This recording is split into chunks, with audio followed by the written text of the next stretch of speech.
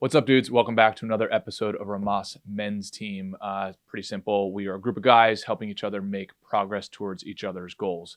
If you're new to the channel, awesome and welcome. If you want to help support the channel and join our pro team, head over to rhomasteam.com/pro, where you can contribute to us on a donation basis. We also give you access to exclusive content, mastermind groups, etc., etc. So anyway, hope you enjoy this episode, and we'll see you on the team.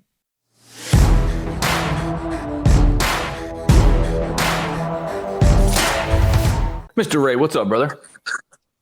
Hello, Wes. I'm experimenting with a kind of like a Gotham Dark Knight kind of vibe for the podcast. Are you Bruce Wayne or are you Bane?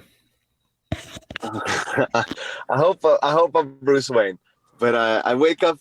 Some mornings I wake up feeling like Bane, right? Dude, Bane's a badass character, man. To be honest, dude, I haven't seen that that version like that. I haven't seen like the third Christopher Nolan movie. Yeah, with Bane as the bad guy. Oh, dude, it's outstanding. Oh yeah, okay. Yeah, my favorite line from that movie was Batman tried to like turn off the lights. He pulled some sort of like fancy trick, like, you know, and cut the electricity or whatever. And Bane's response was, basically, you think I'm scared of the dark. You adopted the darkness. I was born in it. That was awesome. Yeah, oh, for phenomenal. Sure, I could see you just getting electrified by a line like that, right? I used to do Man Movie Mondays. I might bring them back. In fact, on my calendar this Sunday was to do my annual watching of the movie 300. I need to bring back Man Movie Mondays, like movies that like super motivate me. Yeah. So let's hop into it. Same. Yeah, I've been I'm getting a bit of pushback from my wife on all the manning up I'm doing, like the working out, the eating less of meat, the going to church, the being like strict. And I think I might have to add Man Movie Monday. Even though I know what her reaction might be, like that's usually like we watch Married at First Sight or whatever, or Love is Blind. Manning up, like male, like acting like a man and a real man, like you know what I mean? Not like traditional not a selfish little masculinity, man boy, but like really growing up, acting like a man, being a leader. These are essential. That's my destiny. These are essential behaviors. Yeah, there was Andrew Tate, and I'm not a fan or not a fan of. I honestly don't know enough about him, but I know that you're not a disciple of his. No, not by any stretch of the imagination. Only because I think most of the stuff that I've received were people sending stuff of his to me that were more of the like derogatory, he's trying to provoke society. Miguel, thank you. He said, Wes, I think of you as the Andrew Tate for adults. Thank you, brother. And Miguel, by the way, I just responded to your note on Discord. Absolutely, dude. You don't have to ask my permission for any of that. And Miguel, I think it was you who said you're going to be on the Dad Meat podcast. So hell yeah, man. I appreciate you even giving us a shout out. So Miguel is going to be on the Dad Meat podcast. I'm pretty sure it was Miguel. Yeah. He's under a different username in Discord. Let me check. Yeah, I'm pretty sure. So anyway, again, I don't have an opinion for or against Andrew Tate. I am a little slightly turned off by some of the things that I've heard him say, that people have sent to me. Well, I know he is a radioactive member of the manosphere, which I would include our podcast here as part of that, right? Men talking to men, promoting healthy male behavior. But he's one of the more like Joe Rogan, I guess, but he's one of the more radioactive ones, Andrew Tate, right? Yeah. I suppose it's because of some accusations of misogyny have been leveled against him or something. Yeah, and I think, from what I've heard and seen, some of the things he has said are pretty extreme. I also imagine he straddles the line almost like a Trump straddles the line, where he plays part-time comedian. So that way, when you call him on it, it's like, dude, obviously I was joking about that. I wasn't really telling you guys to drink bleach. It's like, well, that wasn't so obvious when you were saying, right. So or Alex Jones, the way Alex Jones carries on, but when he's called to account, he says it's performative. Yep, exactly. So with that being said, I do like one of the terms that Andrew Tate used in his recent Piers Morgan interview, which, as you can imagine, I'd imagine during that, like when you're being called out, you're like, he's more on a better behavior type of situation. And he used the words traditional masculinity, which I liked. He's like, hey, it's just there's a whole cohort of men who do want to subscribe to the traditional masculine role. Right. Want to be a leader, want to be a protector, want to be a hunter for their family, bring home resources, etc. So I can really get behind that message. So I think, Ray, when I hear you talk about that, I'm taking my family to church, I'm showing discipline, I'm standing up for things, I'm protecting my family, I'm trying to earn money for my family. I would say, what's wrong with that? Mm-hmm. Right. Because masculinity is like such a loaded word now, yes. Right, in the culture right now, right? Because I guess we think of like male privilege, white male privilege, the pushback against affirmative action and political correctness by white males, right? Like the masculinity, like kind of has sucks in all these different pejoratives, mm-hmm. right? And so, and like, let's say, and I'm sure guys like Andrew Tate say explosive things and have explosive video titles in order to drive clicks, because that's how they make their money, right? Yep. So I know we don't subscribe to that. I know you don't subscribe to that. But if there's virtuous behavior in our message that overlaps with some of his message, I'm not going to change our message. Yeah, no, without a doubt. Right. Yeah. And then, Ray, I think you said you stumbled on a goal video over the weekend, was it? Fantastic video, because Instagram is, how I reach some of my audience with selling art, right? By posting a painting, and we've talked about this many times or like a series of stories saying, this is my new favorite artist. Next picture, this is why I love it. Next picture, check out the brushwork in this corner, right? And to educate and to be a thought leader, right? And so I was on the treadmill for 15 minutes this morning as part of my scorecard movement segment. And I just wanted to do a learning segment, right? And watch something constructive. So I'm like, well, why don't I brush up on my digital skills? Looked up YouTube videos about Instagram, right? And I came across one by a guy named Alex Hormozy, mm-hmm. who you may be familiar with. I wasn't, but I know he's been discussed on the pod before or in Discord by some of the gentlemen. And it was a very misleading title. Like the title of the video, I'll post it to the Discord, was something like how to go from 0 to infinity Instagram followers in 30 days, right? Or something like that. Yeah. And so the video was fantastic.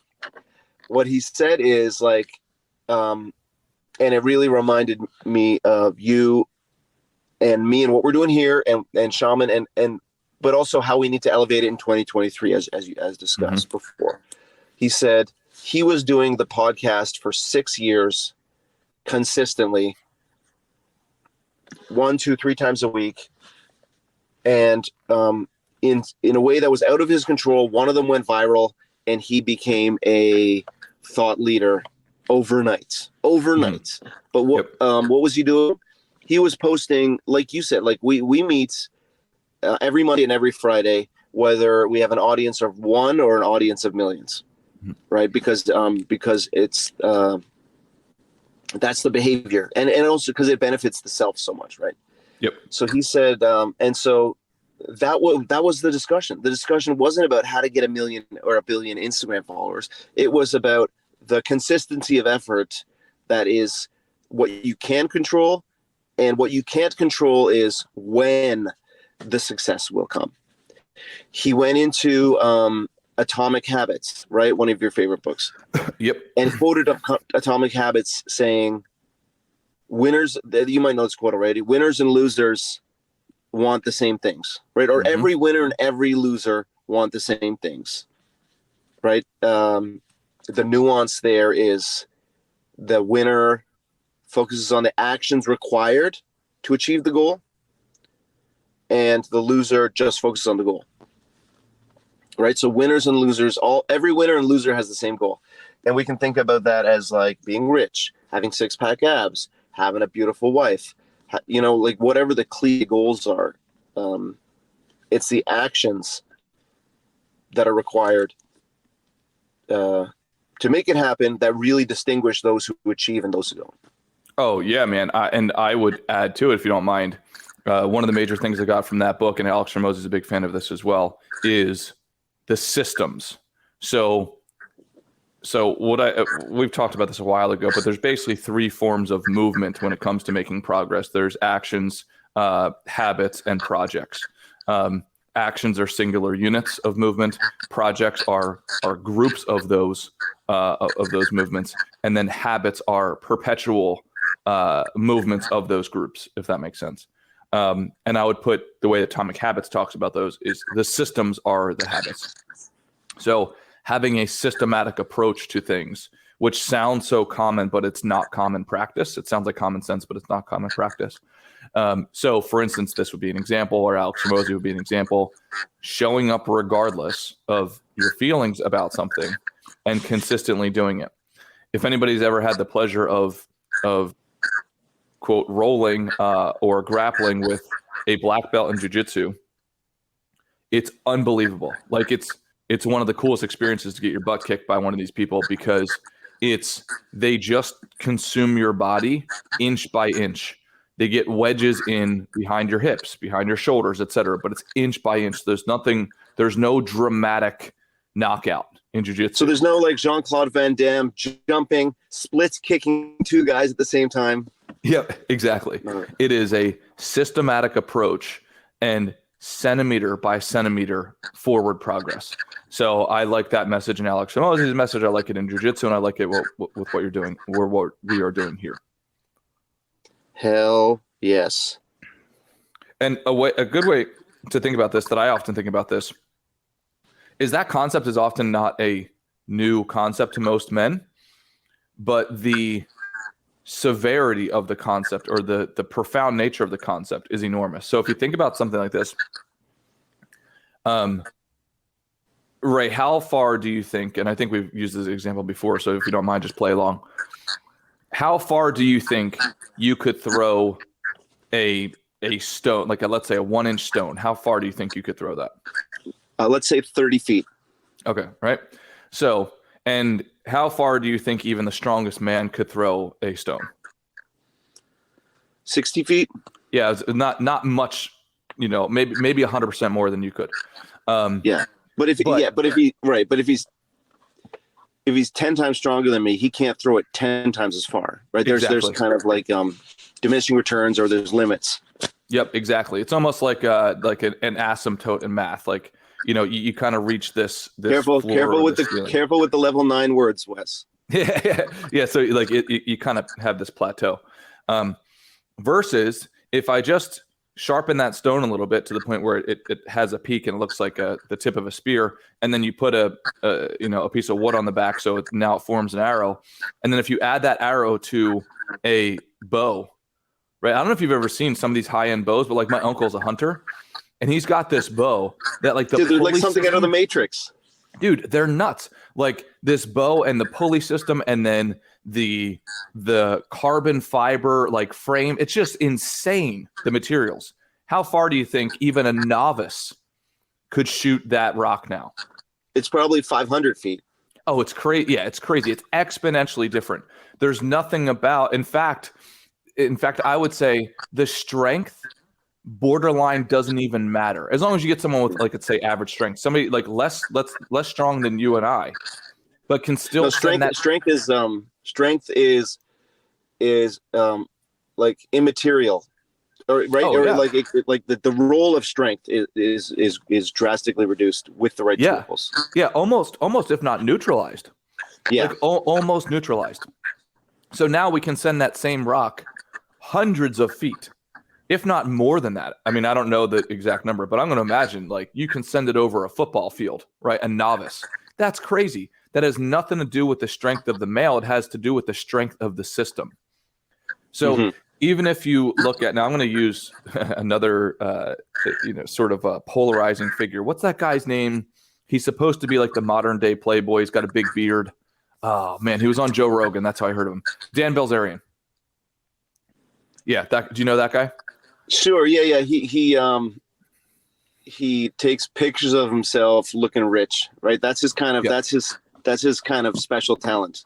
Right. I don't know much about him. I just heard him on the Joe Rogan podcast, and I have to say, he's not a dummy, at least from what I heard. No, he's very, yeah. So like, Patty P says the guy whose entire life is a lie. Yes, and so but he's very good at marketing himself as the whatever extreme outsized personality that he's claiming.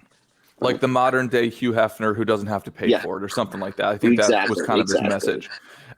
So, and again, I don't know, kind of like an Andrew Tate, I haven't spent a lot of time researching this guy, but I do give him credit because he's not a dummy. And one of the things that he said there when it came to chasing women, he's like, here's the secret. Do 99% of the work up front. So create the environment around you that attracts the women instead of going and chase. Now, that sounds, it's like, yeah, how obvious is that? It's like, but how common is it?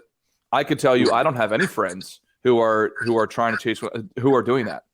Right. And you think about the degree to which he did it. Like he went out and rented a mansion and would rent DJs to come and talk and then do all of this marketing and like hundreds of thousands of dollars, I'm just guessing, invested in the upfront without zero approach.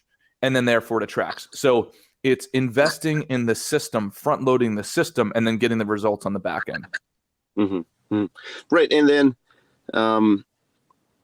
right. And Patty's saying that can be applied to anything you healthily desire. Hell yeah. Yep. Right. And I was going to add a caveat like that. That mantra can be applied to anything good or bad. Murdering hookers, eating healthy, building a business, whatever it might be. Right. There's I don't know if you heard that music, but as you were saying, that's the lullaby chime when my Prius shuts down. It was as you started talking about murdering hookers. I don't know why it's the first example. Murdering hookers. It sounded like a PSA, like a public service announcement. That can be applied to anything. Murdering hookers. Dun, dun, dun, dun, the more you know. Right. No, but I was just trying to say, like this Dan Bilzerian and Andrew Tate. Like in my very limited attention that I've given them, they're both guys who use these techniques for rather odious results. Is my kind of impression, but again, successful at getting attention, and getting clicks and attention is the goal. Well, then yes, you have to acknowledge that they concede that they have succeeded at that. Yeah, and a quick note on that. I am not hating on them by any stretch of the imagination. It's like, hey, man, go get yours. However, things like that do disappoint me because I think one of our responsibilities as men is to lead each other, but we're all at our ages. We are intelligent enough to make a distinction between what's hyperbole and showmanship and what's not. Yeah. However, I do think that the younger generations, they don't have that skill. So if I would like to think that if a young male or a child, like a young boy, were to stumble on the stuff that we're talking about, that, yeah, we might curse every once in a while, but I don't think they'd be led astray. Like, go and get the Lamborghini first, because that's what matters before like building a proper business. Do you know what I mean? Or only build a business so that you can get the Lamborghini and like treat women like property. Like that kind of stuff. again, not hating on those individuals, but it is a shame to me. It's almost like when a rapper makes it, but then he doesn't rap about his current life. He raps about like the old hood, and then he raps about the gold chains and everything. So then the young boy seeing that is like, okay, I have to sell drugs to get here. It's like, no. Like, that guy is now worth $100 million. He doesn't live like that. And by the way, nor do his children. He's not sending his kids back to the hood to earn their street cred. He's sending his kids to private school. He's sending his kids to whatever, right? Like, so I just wish more men would take the responsibility for not only themselves, but the younger generation. Yeah, well, through wisdom, and you know what, Wes? Yes, we should lead, but like it's through wisdom and time and trial and error. Do we learn to distinguish between the showmanship, the advertising, the clickbait, and the real message? Like Alex Hormozzi's video that I was referencing is a perfect example, right? Where the how to go from 0 to infinity Instagram followers was the advertising, clickbait, showmanship part of it. I don't feel betrayed or, you know, by his actual message, right? I'm even more pumped up about the guy, given that his actual message was do the work, be consistent. These kind of like these kind of behaviors that we want to reclaim for the traditional male, right? Right. Yeah. And so, and I think I think it's just a matter of time. Like, I'm not sure, like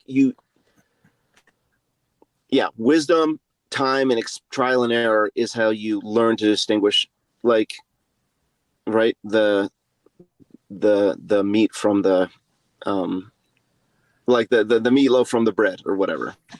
Yeah.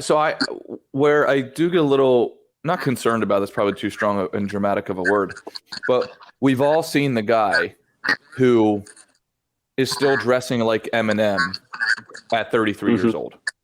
Because he learned that, yes, that's a hierarchy that you can compete in when you're not doing well at school. It's like, it's the whole like, I don't care. I'm too cool for that. I'm too cool for the traditional road to success. Well, it's for those kind of guys that I feel bad for. And it's not their fault. It's that they had these almost anti-heroes to follow growing up, and they never sort of shook it, if that makes sense. Right. And I can see it a lot now. Agreed. I guess hierarchies change as we mature and as we move up the status ladder, right? And Peterson talks a lot about this. Oh, yeah. Yeah, I liked when I went to see him speak last week, I liked what he said. He's like, before you go and try to change the hierarchies, how about you first compete in them and just assume you're not right? Right? So like you said earlier, the traditional masculine roles, what are those hierarchies? How do I get physically strong? Well, why is that? To protect my family, right? How do I earn money? Why is that? To make sure I can pay for my child's schooling, so I can take care of my wife, so I can do all of those things, right? How do I get as intelligent as possible so I can communicate throughout the world? These are traditional hierarchies that, yes, because they've been played for so long and our world is so sophisticated, they are hard. Of course they're hard. You know, it's a lot easier to skip those hierarchies, to start dressing like a misfit or whatever you want to call it, and compete over there. Well, it's like, yeah, congratulations, because you're competing against people who are not playing. That's an amateur sport. You know, you're going to be able to win that game, but and no disrespect, but eventually you're going to find out that there's no cheese down that tunnel. You know, yeah, 100%. Yeah, I used to be a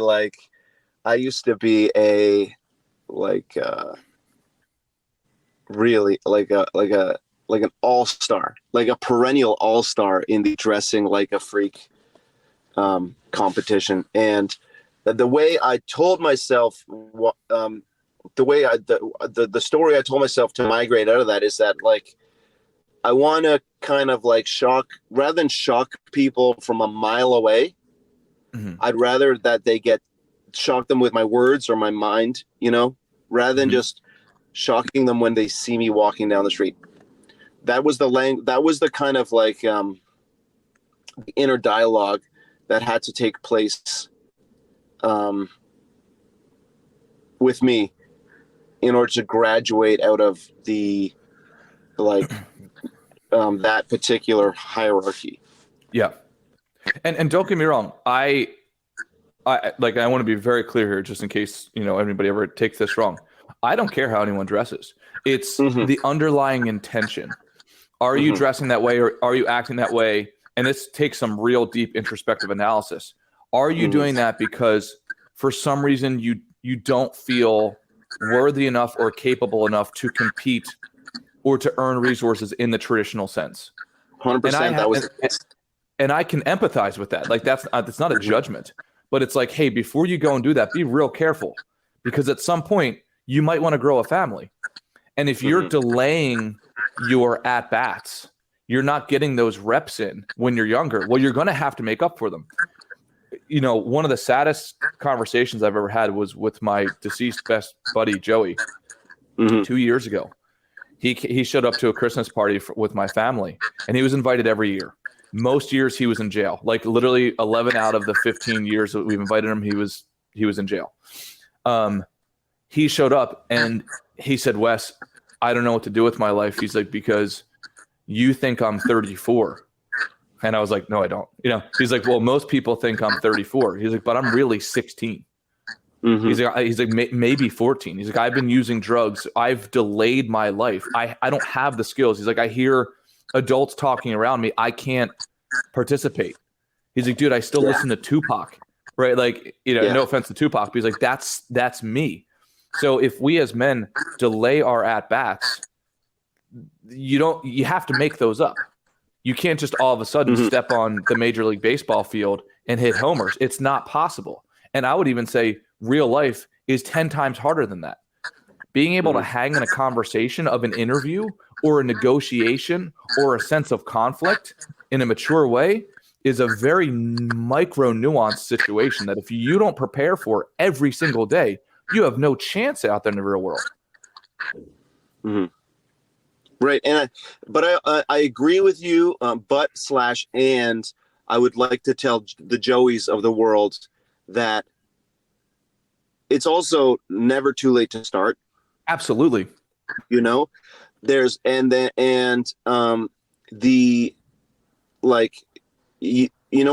if Joey tries to catch up, we call that being on the path of progress. Right?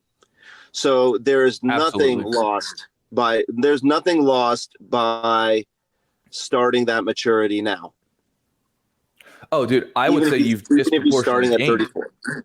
I would say you've disproportionately gained, because on the other side, a lot of people, especially in America and developed world countries, a lot of people have grown up rich, even if they don't define themselves as rich. It's like, no, like if you go in developing world countries, you're for sure rich. So we've grown up blessed. We've grown up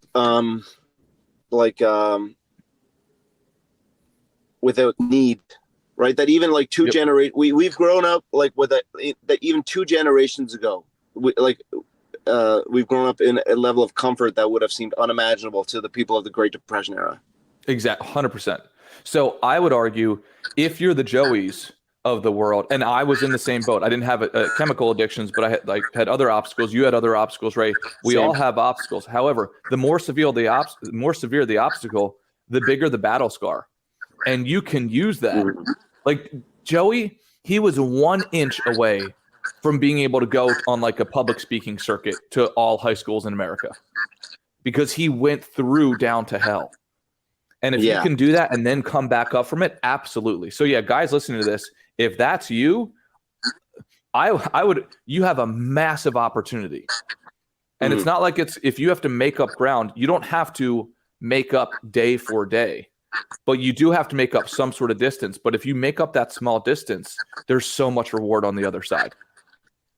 Right. That like the storytelling in Obstacles Overcome. You know what I mean? The compelling, the compelling nature of that story, of that, like the appeal, the personal appeal of the good morning, the like, and then the wisdom and the wisdom gained from getting through overcome. Yeah, I mean, how many speakers out there are I was raised in wealth. I was a trust fund baby. I went to private school. Then I went to an Ivy League. Then I worked at the bank because my father was the VP there. Like, who's going to listen to that story? Basically nobody, because basically no percentage wise can relate. But everybody can relate to a Joey because he's an extreme version of trials and tribulations and going down and it's vulnerability. Biblical. Oh yeah, right. Shakespearean, biblical, and it's without a doubt. Again, we can link this back to last week's topic, which was the power of the origin story. Right? His is a mythical origin story. Oh, dude. Right?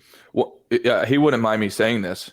Dude, the stories that he would tell me, like he was telling this was just the story that he told me wasn't out of how extreme it was. It was just how recent it was. Right? Like 2 years ago. He's like, oh, last Tuesday I was running from the cops and I had 30 pills on me, literally. And so I swallowed them all to get rid of the pills, right? He's like, because I learned my lesson before. If you throw them, that the cops can see because they have a spotlight on you. He's like, so I swallowed them all. That was his most recent story, right? Exactly. God. What kind of pills were they? Viagra? Dude, I have no clue. No clue.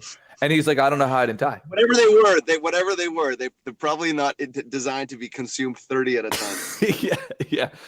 But that's like, and then him telling me story after story, like similar things. And that was on the lighthearted side, and he was just laughing about it. Now, obviously that's not a laughable situation, but yeah, you could just imagine the belly of the beasts that he has been on in a regular basis. Yeah. So, right. So like, and just to tie it back to a message for the living, like, again, we have guys in this group, or there are men out there who are at a battle with addiction or recovered from addiction or are in unhealthy relationships, or are 100 or 200 pounds overweight. And like the power of like the obstacle overcome story is just like, is undeniable. I think of someone like Jordan. I know I talk about him. I mean, he's my new crush, but like I talk about like the fact that Jordan was overweight and unhealthy for most of his life is paradoxically a compelling selling feature of his fitness brand. Right. What more compelling story could you get? Right. When you have a direct opposite of the current thing that you live in, or the exact archetype that people are trying to inhabit, and you were the exact opposite. That's why I was telling Jordan not too long ago, dude, it doesn't matter that you don't have a master's degree in whatever kinesiology. Right. It doesn't matter. You actually did it. Most majors in kinesiology would kill to have your story. In fact, I think there was one trainer who a couple of years ago went and gained like 100 pounds or something like that, so that he could have the story of the weight loss journey, something along those lines. It's like, right. Jordan has that already in his pocket. Yeah, that's that secret recipe, and not just the credentials or the exams passed, but like he knows the secret kind of like roadmap for for what all the clients want. The textbooks, it's very similar to finance. The textbooks do not tell you about the emotional struggle. The textbooks tell you, oh, okay, if you want to lose weight, right, here's what's about. Consume less than you burn. Okay, great. But what happens when everything in your life in your childhood tells you that you're not good enough, that it's not your DNA to do that it's not your place in the world? Where do the textbooks say that? That's in Jordan's story. Right. Or the comfort, or like the comfort of the greasy food or the sugary food, or the addiction, or like, or right, or the self-sabotage. Yep. And overcoming all of the above. Yes. Or the friends and family that as soon as you lose 10 pounds, they say, whoa, man, you're getting super skinny, even though you're still 275 pounds, you know? So all of those things that are wrapped up and they're completely outside of the boundaries of the textbook. So anyway, I know we got to go, but one thing I want to pose to the group is I had a friend challenge me. I know I'm just dropping this bomb on you guys, but if you want to join me, I am doing a 5-day fast starting today. Well, starting last night. I do not recommend it. I have not researched it. Literally, my friend just texted me and I was like, yeah, man, 100%. Let's do it. I'm going through for the mental journey. This is not a recommendation. I don't know the health risks of this. He seems to think that there's a lot of health benefits, but I will be doing that starting today. That is my intention. So not eating another piece of food until Saturday morning. Yeah. Oh my God. R.I.P. Wes. Happy birthday. Happy birthday in heaven, King. Yeah. So just shouting it out there. I will not be joining you on this journey. Good. Yeah. But I have gained a little bit of weight from Halloween and Thea's birthday and whatnot. Although I'm still I've peaked at 172, but that also might just be within the range of the margin of error, right? Of a couple of pounds. Yeah. Yeah. And you need to have that field goal post. I don't recommend anybody ever say, I need to be at this weight. Like, have a healthy boundary of weight. And actually, from my understanding, there's some studies that have come out. I forget what they call it, but it's basically like a dual set point.